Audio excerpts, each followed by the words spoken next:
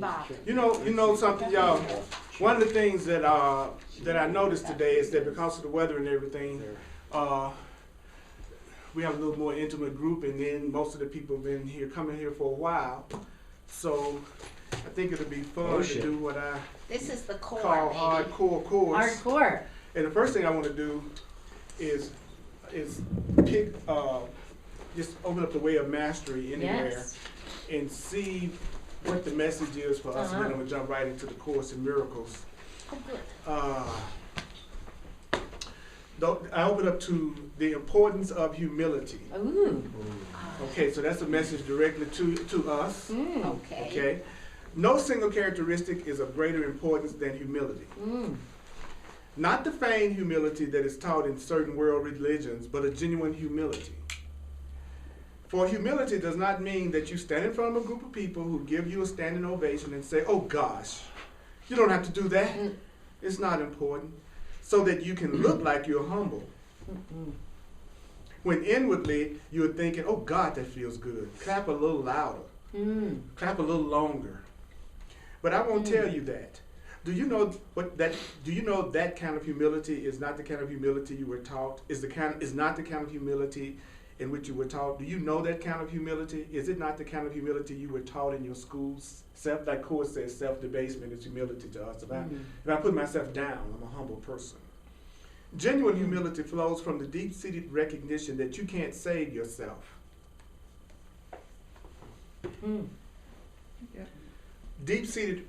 Genuine humility flows from the deep-seated recognition that you can't save yourself. Isn't that beautiful? That you are created. That you're not the creator. That you are effect and not the cause in an absolute sense. Genuine humility comes from you recognizing you can't get yourself out of this.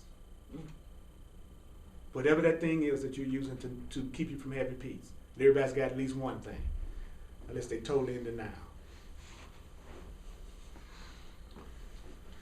So whatever that thing is that we were thinking about before we got here, that could keep us from having peace, whatever that was, first thing that he's telling us we need to recognize is that you can't save yourself. It also says that there is something beyond your capacity of containment and intellectual understanding. There's something beyond your ability to understand. There are certain things you are not going to have the capacity to understand.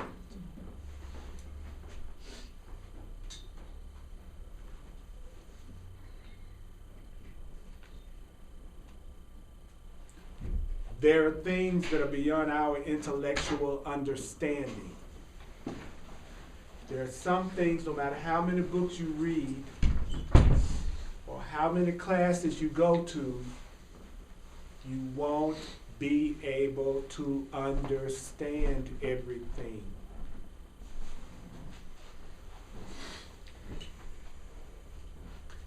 Where is the area where I have the least understanding? It's in the area where I have the least amount of peace. Say that one more time. Where is the area of life that I have the least understanding?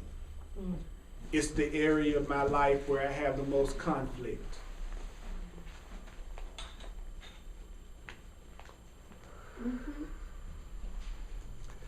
And if that's something that's greater than your understanding ever decided to give up loving you, you would cease to be. I agree. No matter how deep you go into the depth of God, no matter how deep you achieve an awareness and consciousness of union with God, what God is remains forever beyond your growing capacity to understand God. God will always be one step beyond my capacity to understand God. Love will always be one step past our capacity to understand it. Here, come sit It is like an ocean of infinite depth when you realize that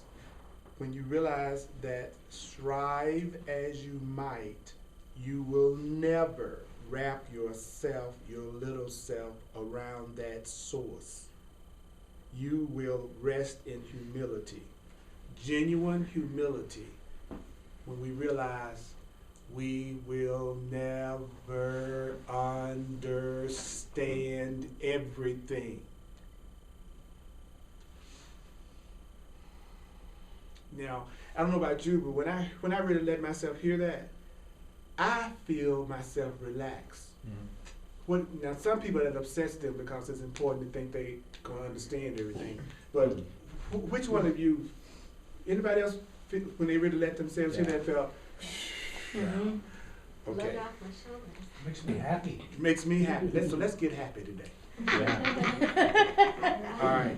Now, why is this important that we recognize that we will never be able to save ourselves?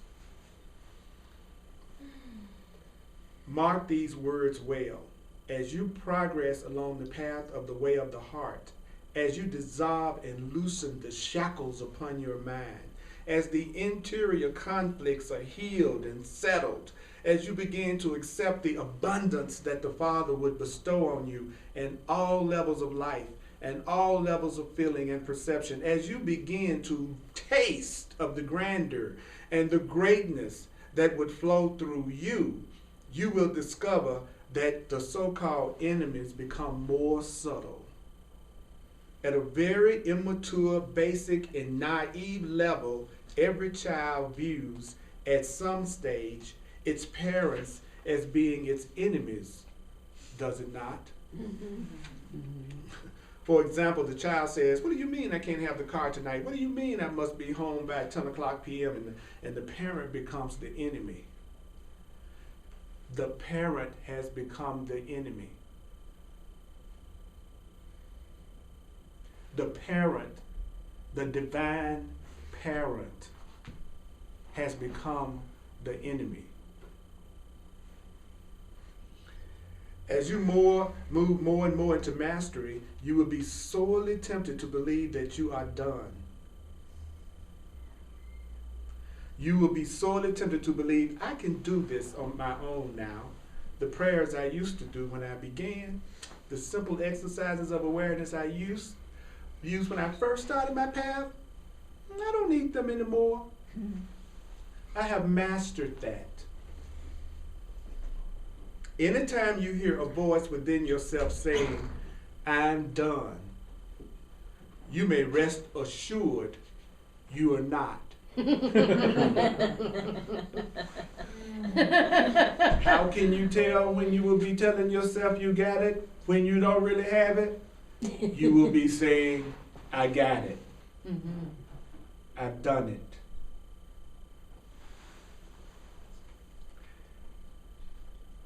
You may rest assured you are not, and you stand in danger of losing what you've gained when you listen to the voice that tells you you're done and you're still here. How do I know I'm not done? I'm still here. I'm still here. How do I know I don't know everything? I'm still here. How do I know I... Now that's not the same as... I've seen people associate the Course of Miracles and truths like this to somehow think that the Course is trying to get you to run out of the world, to get out of the world, to not enjoy being in the world. And the Course, I don't know how many times this brilliant book says to us that its only purpose is to get rid of our fear and our sense of separation from God. And then we project all our stuff onto it. It didn't say you couldn't go to a Broncos game. It says, I'm here to get rid of the fear in your perception, in your mind. That's what it's for. I'll say it one more time. Anytime you hear a voice within yourself saying, I'm done, you may rest assured you're not. And you stand in danger of losing what you gained. Humility is the recognition that the more you move into mastery, the more there is the desire for discipline and vigilance. So the more I am really moving into mastery, the more I want to discipline myself. The more I'm moving into mastery, the more I have vigilance for the truth. Mm-hmm. Okay, that was our initial message. Mm. Now I'm going to go into what we've been doing, the lessons of the Holy Spirit. And we left off, if you got the book, on page 105 or 104. And what I've done is I've gone through this entire section and translated it into plain English. Nice. Using the Course in Miracles definitions of the words. So, 104. Mhm. And the section that we left off on was the section to have, give all to all.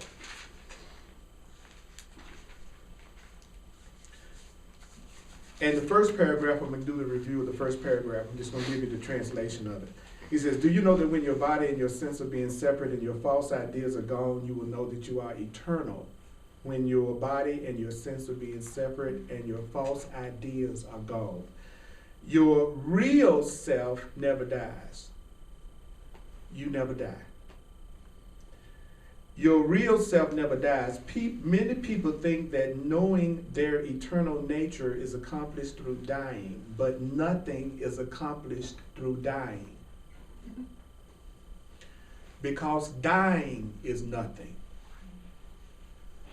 Every time I think dying is nothing, I turn on the TV and get my test, which I call the evening news, to see whether or not I'm really beginning to really get what the Course is saying. Because I figure that at the time I'm really listening and have learned what the Course is saying, I can look at anything that's happening in the world without fear. So I watch the news to test myself to see how much I really am able to make this nothing, and to know that God is in charge, and how much I believe that, because I believe my lack of faith is in direct proportion to how much I can't look at it without getting upset. Because as long as I don't, I can pretend I've reached a level of consciousness where stuff like that doesn't bother me. Because I think if I watch it, then it's going to make it deeper in the world. So if I watch it, I'm creating more of it. But the truth is, I believe it's realer than the people who are watching it. That's why I'm so afraid of it. Because I really believe it. So anyway, so I'm like he just said, dying is nothing. Then I turn it on, and then hear about a guy that gets off the bus and then gets hit by a car. Right before Christmas. I said, damn, that's deep. And I found my heart going out. So I saw it's okay to be compassionate, but I also realized that there was a part of me that still believed in death, because as soon as they said, I thought he had died. And it took me a minute to get that if I believe what I'm learning from the Course, the first thing I should remember is that he is not his body, and so he didn't die. Right. When that becomes my first thought when I hear about death of anything, even if it's through illness or murder or sickness or anything, when I really realize there is no death and we have an eternal nature and that's who we are, I will be unaffected by the death of anything, because I will know it did not die. So this gives me an opportunity to get in touch with whether I believe I'm eternal, and whether I believe you're eternal or not.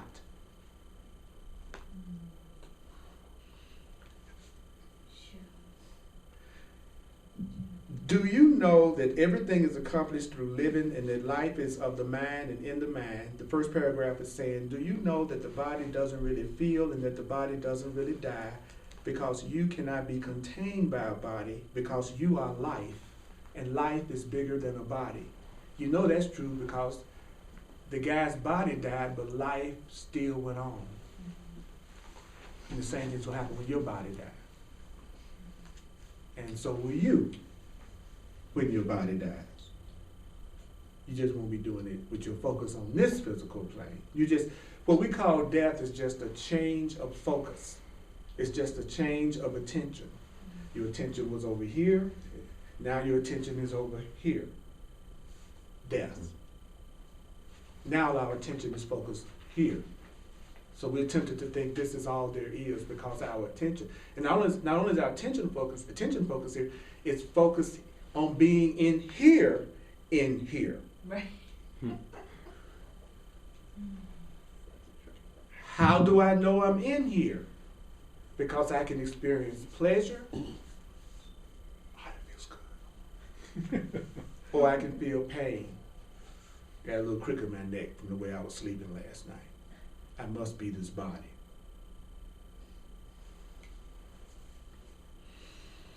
Do you realize that if you have the same mind that Jesus the Christ had, that it means you can overcome death because Jesus overcame death? Do you know that death is an attempt to resolve conflict by not making a decision at all? Death is the attempt to not make a decision. I'll just die.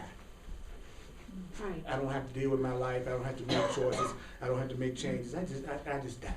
I just sit patiently and wait for death. Because everybody knows when I die, everything's going to be all right. Because I'm out of the body now. I would rather die than make a decision. Like any other impossible solution, the mind that thinks it's separate attempts, like every solution that we come up with, as long as we think we're separate, that won't work. That's right. Then he says dying won't work. Dying is not going to take away our responsibility to learn how to remove the blocks to the presence of love and wake up. Our assignment is not going to change because we die. We're on the path of love. We're going to have to learn how to let go of the blocks to love. And dying won't stop that goal. Wow. Things are going to get better whether we like it or not. Our best efforts at keeping our good away from us, it will not work. Okay, that's where we left off. Then it said, the next paragraph says, God didn't make the body because the body is destructible. Therefore, the body is not of the kingdom because the body is destructible. The body is just a symbol of what you think you are. The body is clearly a separation device, and therefore your body, since it's a separation device, doesn't exist. The Holy Spirit, which is the part of you that knows the truth, as always, takes what you have made, the body, whatever you made, and translates it into a learning device. Again, as always, your right mind, the Holy Spirit, interprets what your ego, your wrong-mindedness, uses as an argument for separation, and the Holy Spirit turns anything that you use into an argument for separation into a demonstration against separation. So anything your ego uses to separate you, the Holy Spirit's going to use that same thing to join you. If the mind can heal the body, but the body can't heal the mind, if the mind can heal the body, but the body can't heal the mind, then the mind must be stronger than the body. If the mind can heal the body, but the body can't heal the mind, then your thinking is stronger than your body. Your thinking is stronger than your body. Your thinking is stronger than your body. Your thinking can heal your body, but your body can't heal your thinking. So your thinking is stronger than your body. Every miracle demonstrates this. Okay, so the second paragraph is saying, do you know that God didn't make the body? God didn't make the body because the body is destructible. And what's eternal never makes what's destructible real. Therefore, your body is not ultimately real because your body is destructible. Your body isn't ultimately real because your body can be destroyed and what's real can't be destroyed. Your body can look like it can be destroyed, but you can't be destroyed. So therefore, your body, by definition, is not real.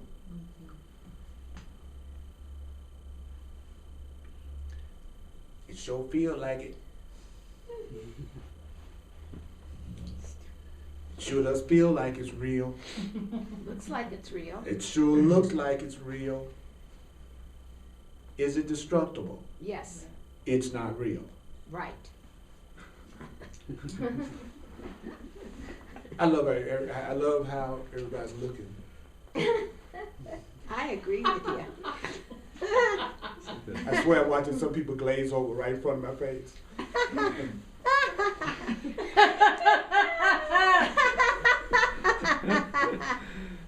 They're dead.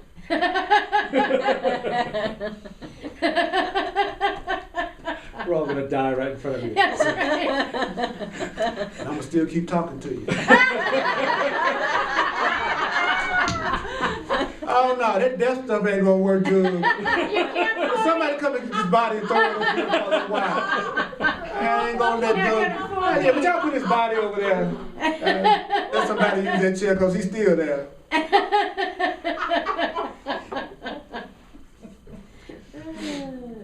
I'll be so glad when me and my friends talk like this. Mm-hmm.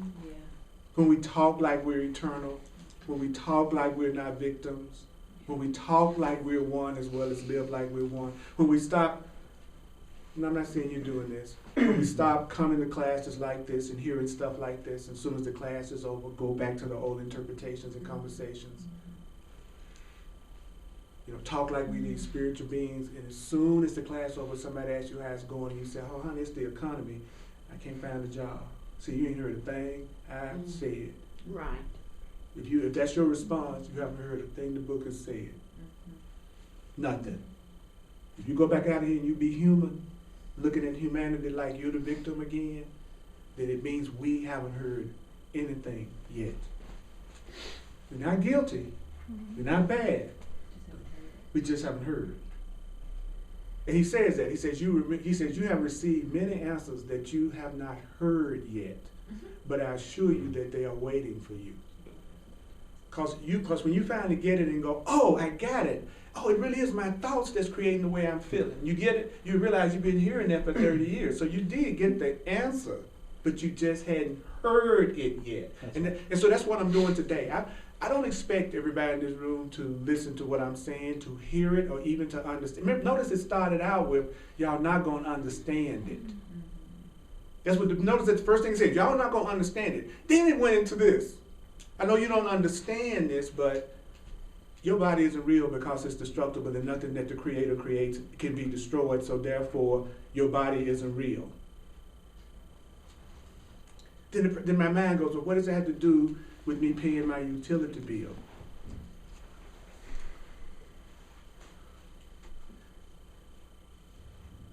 He said whatever I made to make myself feel separate, he could use to wake me up, right?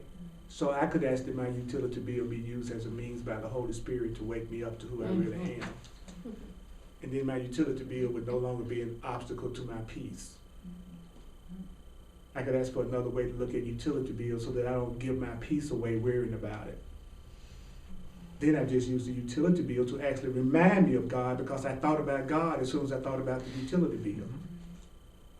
So the part of me that created the utility bill, the part of me that created the utility bill, listen now, the part of me that created the utility bill to make me forget that I'm not a body that's destructible that needs utilities.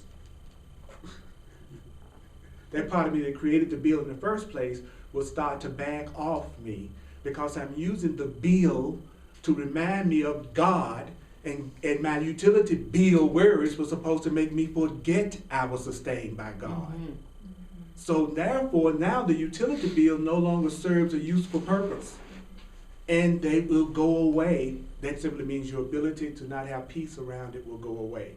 Whether that's you changing your mind to the point that you know that it doesn't matter because you're going to always have utilities one way or another, or it may happen in a way that you finally allow the paper strips and metal discs called money to come into your life so that you can pay the bill. But as soon as you start using the bill to remind you of the truth, then the bill has to go. If you use the bill to make you forget that you're sustained by God because now you're worried about how you're going to pay it and you're trying to figure out how you're going to pay it, well then your ego is using the bill to keep you asleep. So it'll just make more bills for you. Because you've shown your ego that it can successfully make you forget your path if you have problems. So your ego will create more problems because you give into your problems. instead of going to God. What does it mean to give into my problem? It means I'm trying to solve it without God.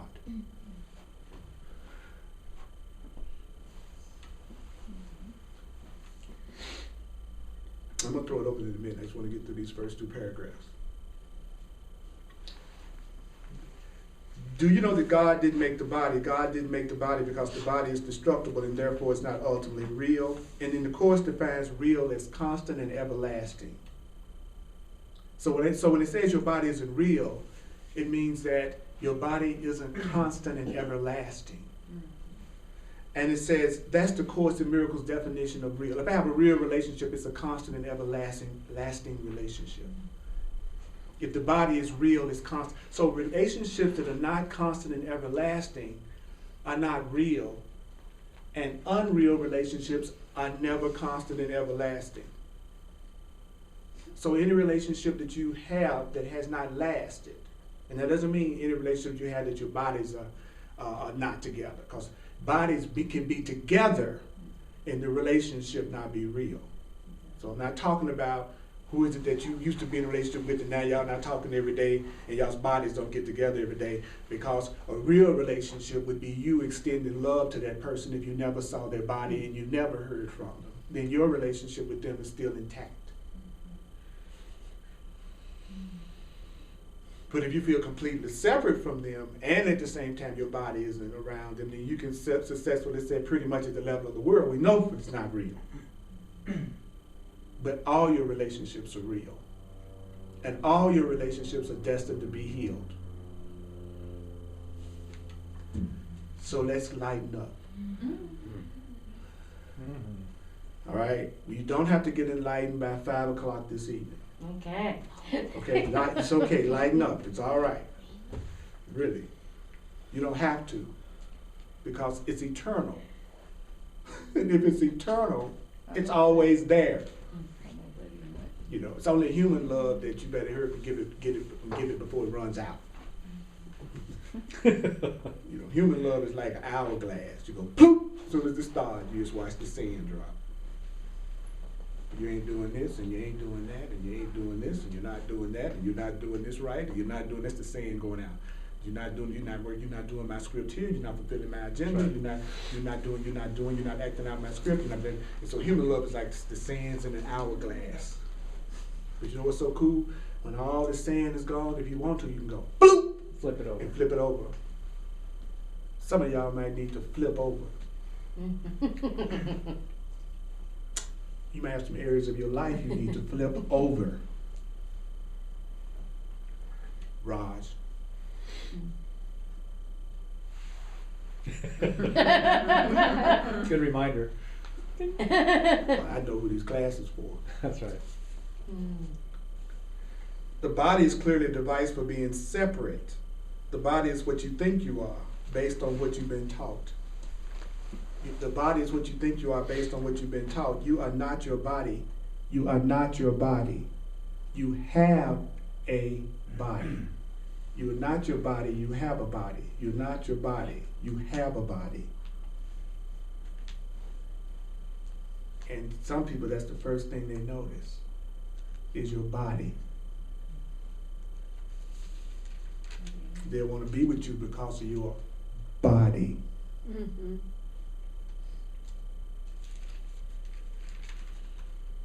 Some bodies can walk in the room and everybody will.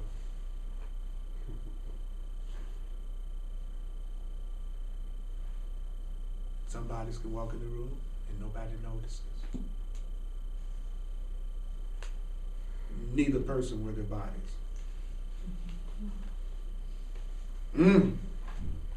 I like to hear this stuff, even though I don't understand it.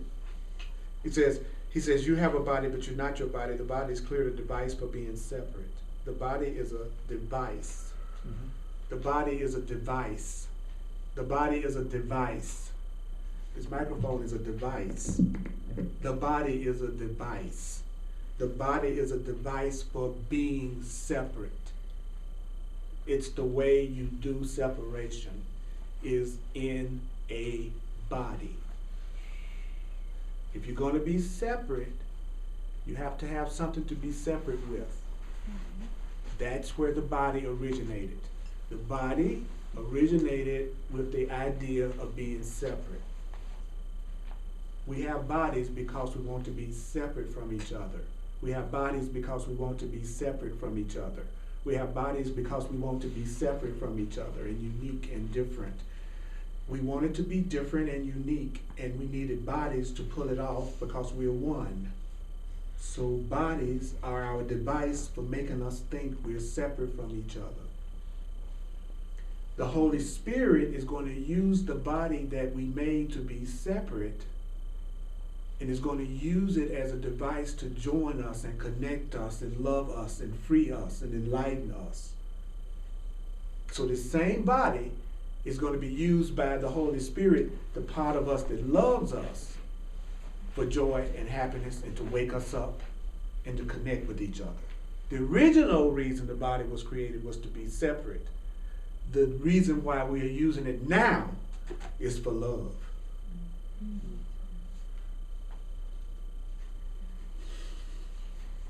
And any device that is used for being separately ultimately doesn't exist permanently. And if it doesn't exist permanently, it doesn't exist at all, according to the eternal perspective.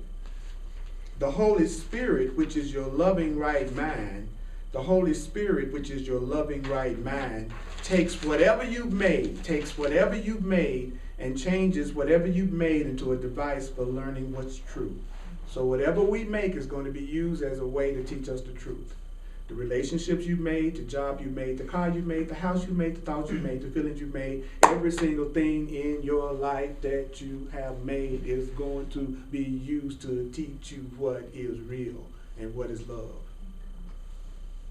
So there's no need for us to be in any kind of opposition with our life and what's in it. To be spiritual, you don't have to get rid of your material things. Right. Your material things can be used as a means to teach you what is true and valuable. That's true. My temper,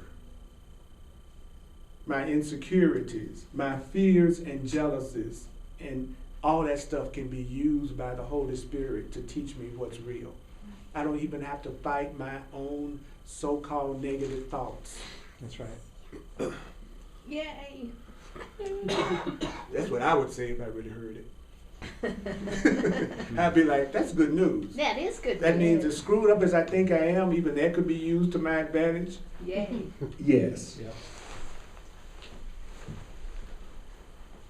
How many people, just in hearing something that freeing, do you find that instead of feeling excited, you feel a little weary?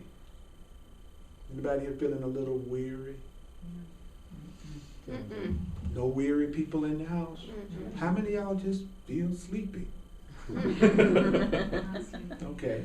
Well, thank you. Thank you. I want to get So up and what? dance. Okay. So what? Yeah. Because yeah. What? Why do you? If you don't, I'm just curious. Why would you say you're feeling sleepy? If I was. No, yeah. I was asking two people who admitted that they felt sleepy. You weren't the only ones. But why do you think you're being tempted to go to sleep? What is it about what I'm saying? And I'm not talking about this and taking anything personal. This is real application.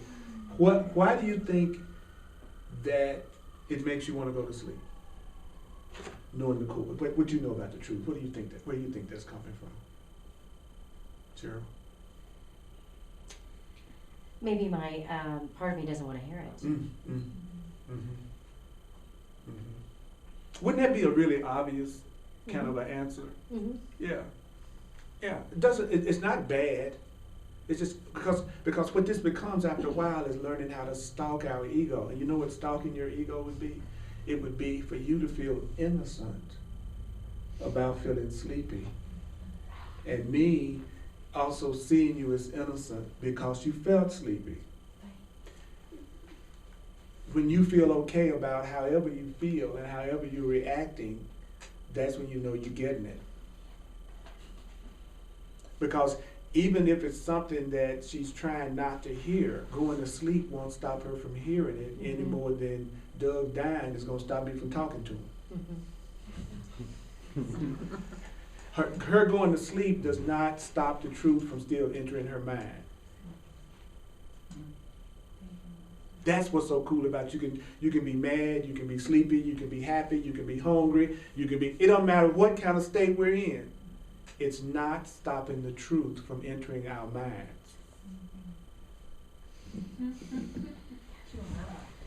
Chew on that one for a minute. Yeah. I've laid Yeah. on the floor here. No, I remember when I first studied the course, I could barely get through a paragraph of the course without getting sleepy. Let alone sit up there and listen for, 40 minutes.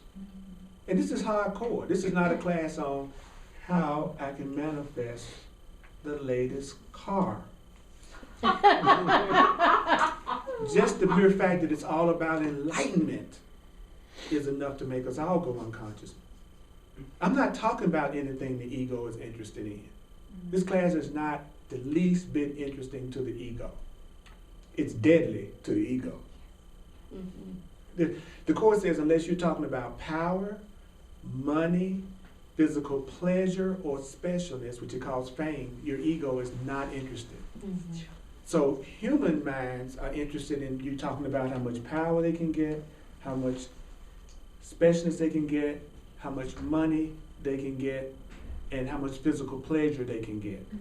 They're not interested in, you are not a body. You are an eternal being. Who you are lasts beyond your death. Your mind is stronger than your body.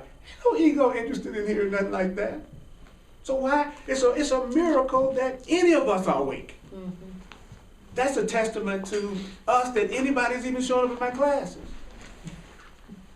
Really. That's amazing. I'm always shocked, and I've been doing this for 30 years, and I'm always shocked that people show up because I'm never talking about what the ego, human mind, wants to talk about. And most of all, the Course says the ego, human mind wants to talk about whose fault it is outside of themselves, what outside of themselves is causing the problem. Right. The ego loves to immediately go to worldly solutions before it's turned within. It thinks the answer is always something you're going to do out there before it goes in there first. So the truth is your mind is stronger than your body. Your mind is stronger than any physical situation you think you're going through. Okay. Would anybody care to share anything pertaining to what we've been talking about? please keep it pertaining to what we're talking. I realized when I said that was a big mistake. The last thing that people like to talk about is what I just got through talking about. Almost all comments, generally in stuff like this, is never about anything that was just talked about. Almost you can count on it. So is there anything that you heard that was thought provoking? For me,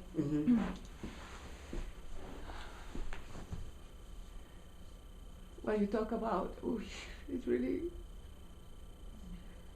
touched me. Your message about us not wanting to be in the illusion and finding it worthless is what touched me, because that's been roaming in my head. So your message related to this choice, and the choice is here, outside ourselves, which is outside this illusion that we have. Because I've been really thinking a lot about that I didn't want to be in the illusion anymore. I see no purpose. So your message today is waking me up. Which is waking me up too. Thank you. Thank you. Thank you. Thank you. Anybody else? Sunshine? Holy Spirit doesn't create anything that's destructible, and so our body isn't real. What's real is the creativity inside of us. And it's love. And love is here, and love is here. And that's all we're here to learn is love. Yes.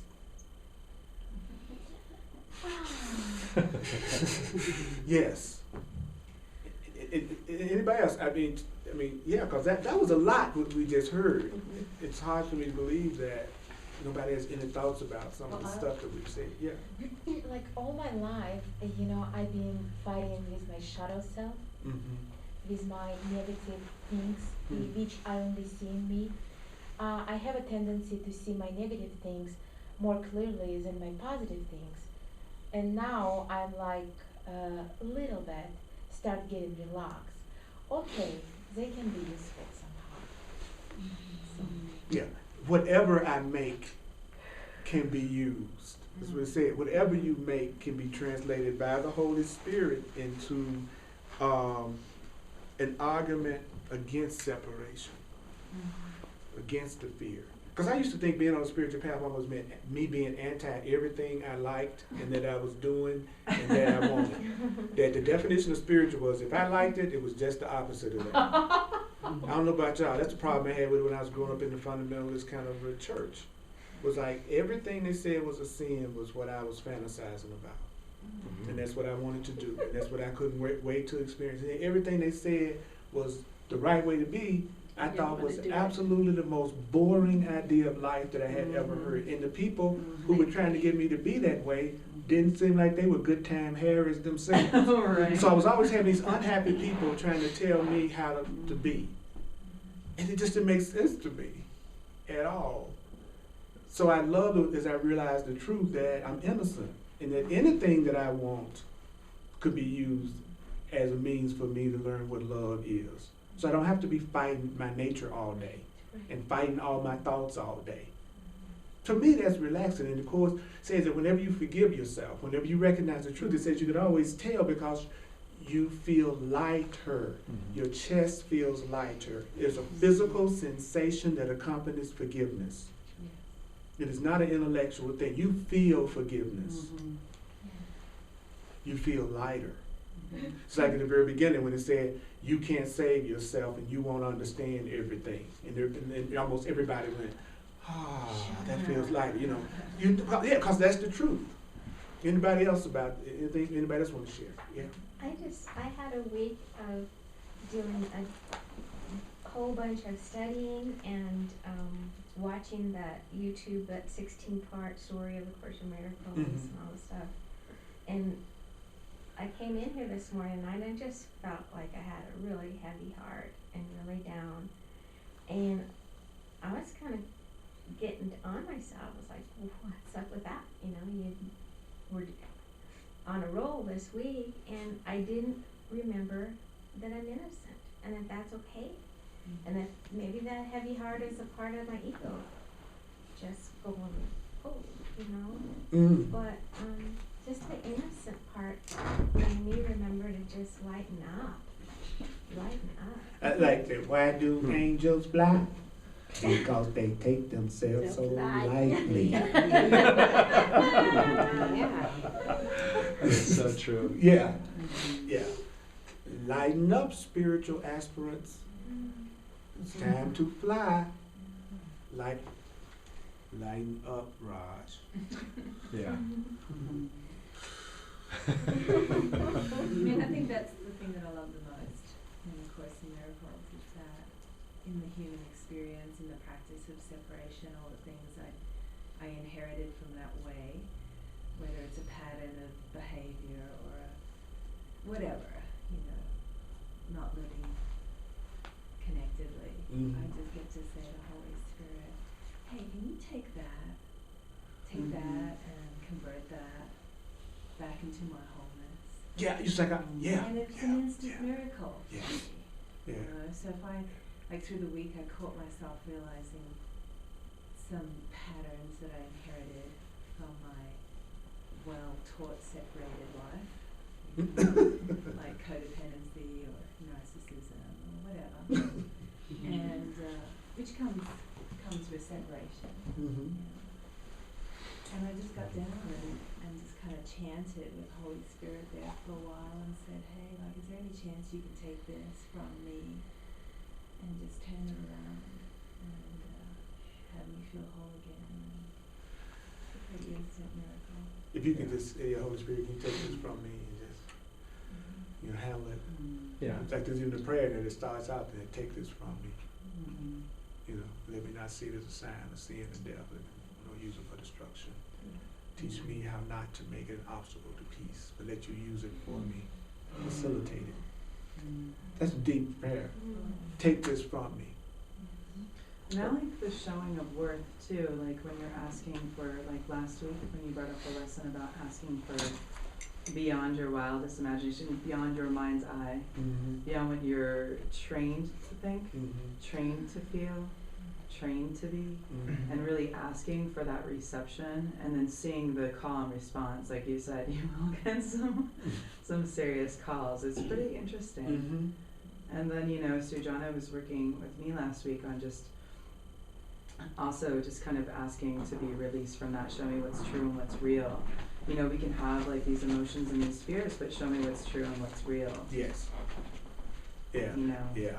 Yeah. I always feel like I'm getting it more when I'm not afraid to look at all of my feelings and not just my best dressed feelings. I remember when I thought being spiritual meant that I didn't look at the shadow. I didn't look at what was under the carpet. And the less I looked at what was under the carpet, the more spiritual and more positive things were going to go in my life. And that's when I was going through the most drama, when I was trying to do that.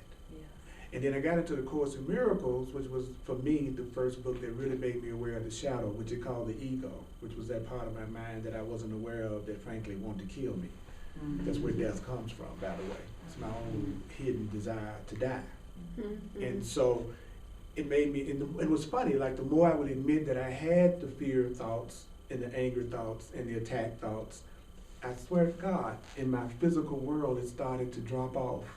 And then I would watch all the people who wouldn't admit to any shadow, and they would be catching hell. And they would see themselves as these positive people who were always going through a bunch of crap. You know, and I'm sure all of y'all know people like that. They're these nice people, but every time you talk to them, they're going through a ton of crap. And they really believe they love everybody, and they really believe that they're not angry, and they really believe they don't have hate. They'll look at you and they'll say, I don't hate anyone. Or they'll look at you and say, I don't have any fear. You know, you need to just don't drive home with them. You want to ride with the person that's saying, I have some fear that I would love to have removed, and I'm going to give it to the Holy Spirit and ask for another way to look at it. But today wasn't the happiest day for me today. I made myself feel really depressed about some things. And I want another way of looking at it, but that's honestly how I feel right now. And then the conscious person would be somebody who would say back to you, thank you for sharing that with me. They wouldn't try to fix you. So the conscious person is going to hear you say that and not correct you. And they're just going to hold space. The unconscious person is going to pounce on you and tell you all the things you should have said and how you should have said it and what was wrong with the way you said it without you asking anything.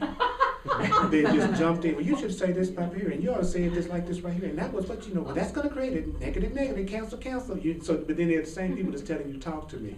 It's like, I don't want to talk to you. I can't get 2 sentences out of my mouth without you correcting me. It's no fun talking to you. I remember saying I remember walking into my class one time in Memphis that I teach. I hadn't seen this person in a long time, and I was getting ready to get set up, and they were talking to me. And then I would answer them, and every time I would answer them, they would correct me. They would tell me another way I should have looked at it. And I looked at them, I said, look, if you keep on correcting me, I'm going to stop talking to you. They got insulted, as people do when you're honest and authentic. When you become more honest and authentic, you're probably going to piss some people off. Because people in the world are not used to people being authentic. You know, just like, because I know she wanted to talk to me, right? So the authentic thing to tell her was that if you keep, you know, I can't stop you from doing it, I can't tell you what to do. But I'm just letting you know that I'm going to stop talking to you. Now I'm in control of that. So if I can't get a word out and I can't really express how I feel in the moment, there's no point in me talking to you to me. You know, so if you keep correcting me, I'm going to shut down. But then of course their feelings got hurt. You know, instead of hearing me, instead of hearing what I'm saying, that's what people don't do. They don't just hear you. They're busy judging it. You know, so if she had heard me and she really wanted to talk to me, and if she chose to, but it's okay if she didn't, then she would have got conscious of it. Not in a sacrificial way, but because her desire to communicate to me would be more important than the form of the words that she was using. Or she could have said, this is like really feels like a slap in the face, but what are you meaning by that? Or You know, something to allow you. and that's funny when someone says something like that to me too. Like if they were to say, "What do you Or, mean you by know, that?" yeah. And I would say, "You know what I mean. If you keep correcting everything I say, because if you over 10 years old, you know what correction means. Right. So I'm not talking any really deep stuff. Now the metaphysical mind will want to make it deep. Well, what do you mean by correct you? And which school of thought was correct? Well, that's just a new interpretation. That was just supposed to. They doing everything other than listening to you. And if you when you begin to wake up, you will realize that 99%, or not 100, I feel, of your pain has come from basically unawareness, not listening, having your agenda that you're thinking about more so than listening what the person is saying to you. They're telling you something, you're thinking about the next thing you're gonna say. You're not present, because if you're present, everybody tells you what they value and what they want, and the safer they feel, the more they're gonna communicate it to you. So the most important thing to me would be to create a safe space for a person when they're with me, because the safer they feel, the more they're going to reveal. The safer they feel, the more they reveal. The safer they feel, the more they reveal. The safer you feel, the more you reveal. So a conscious being wants to be an energy of peace and safety, because if you're really safe, a person's going to open up to you and you'll know what you're dealing with. But if you attack them for what they reveal to you, they'll shut back down and you won't know what's going on, and you think you know the person, but you don't know them at all. They're just being quiet because they don't want you to talk. That's why they're quiet. They're giving you a hint. I ain't talking to you because I really don't want you to talk to me.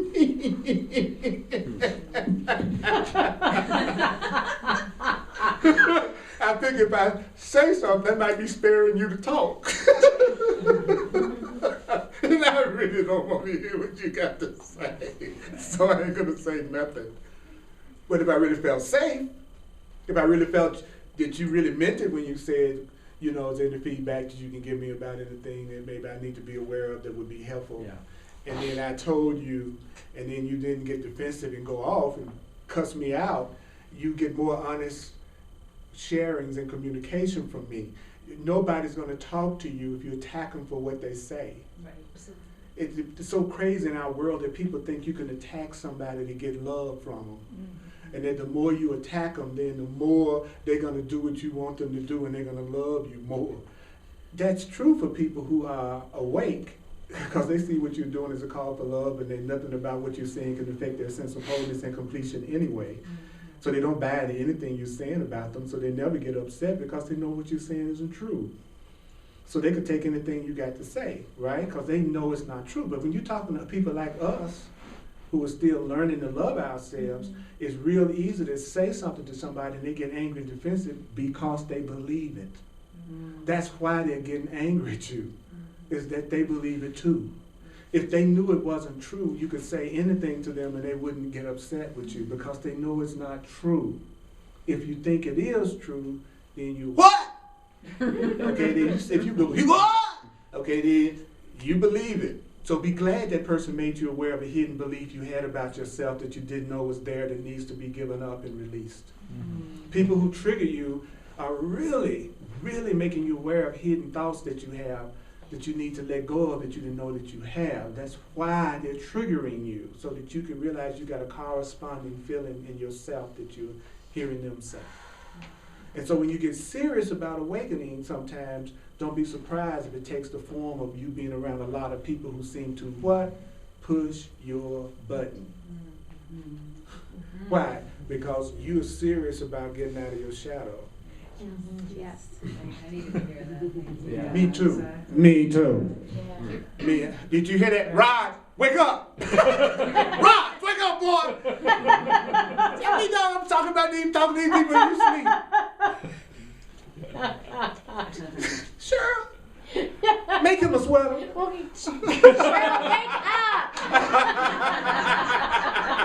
Cheryl, you back? I'm leaning on you. Yeah. We both drooling over there. Me and Cheryl both. That's all right. I mean, we getting it, baby. I mean, it's coming straight in. Could you acknowledge yourself, Holy Spirit, for listening to this message? Could you give it to you for being juicy and cute and willing to listen? Thank you for coming out on a cold, wintry day like this, too. All right, so let's do the love offering. And let's breathe. I decided I'm going to use all this made-up 2012 energy. Mm-hmm. You know what I'm saying? It's Do like what? whether anything is destined to happen in 2012 or not, we know that mass consciousness has put a whole lot of energy into it. Right. So just based on the amount of energy that's been put into 2012, I guarantee you, something's gonna happen in 2012. You don't have to worry about it. It's gonna happen. You know, when you know, I'm serious. Think about it. Mass consciousness believes something's gonna happen in 2012. So something's gonna happen in 2012.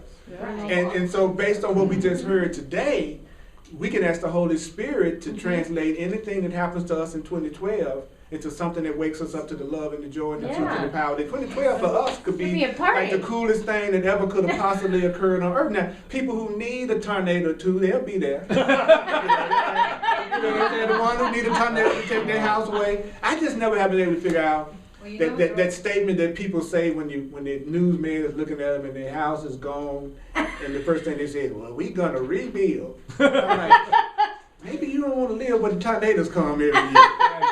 You know, I don't know. Right. I don't know. Maybe you might want to relocate, you know what I'm saying? If this is the place where tornadoes come, then you need to just, you know, build you a bomb shelter and live in that. You know what I'm saying? But anyway, that's just me. I just like for me, if I went into earthquakes, I don't have to be in one time and I'd be leaving California or wherever it happens. You know? I wouldn't like, I'm finna fortify my house.